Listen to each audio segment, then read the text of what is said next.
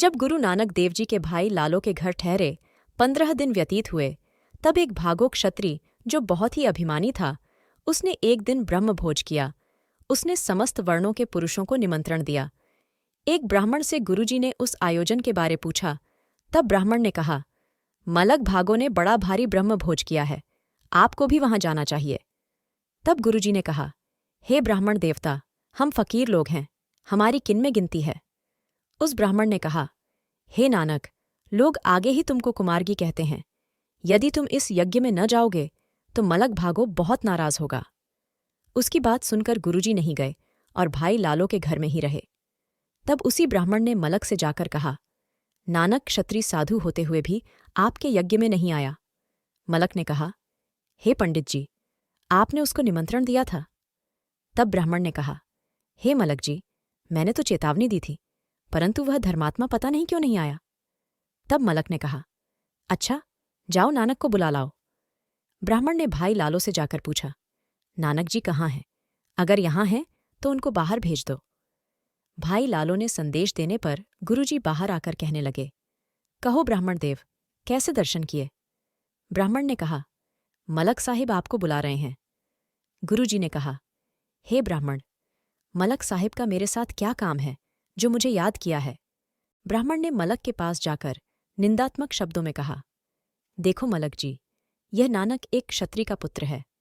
वह शूद्र लालो के घर भोजन करता है, परंतु आपके इस महान यज्ञ में नहीं आना चाहता। फिर आपके बुलाने पर भी नहीं आया। मलक ने क्रोध में पंजे को कहा, जाओ, उसे पकड़ कर ले आओ।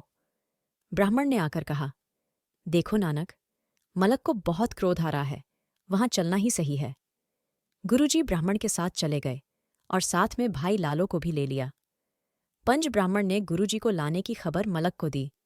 तब मालक ने गुरुजी को अंदर बुला लिया और गुरुजी जाते ही कहा, हे मलक, तुमने मुझे क्यों बुलाया है? तब मलक ने कहा, हे नानक, तुम ब्रह्म भोज में क्यों नहीं आए?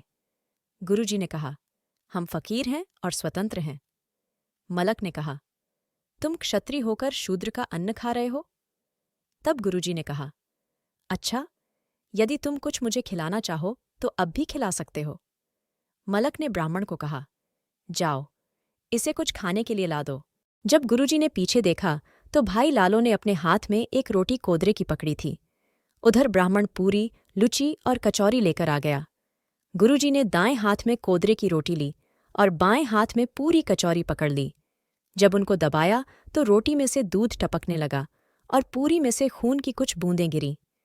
वहां देखने वाले बहुत से लोग थे, सभी आश्चर्य में आ गए। गुरुजी ने कहा, हे मलक, तुमने पुरुषों के लहू का ब्रह्म भोज किया है, हमें वही खिलाना चाहते हो।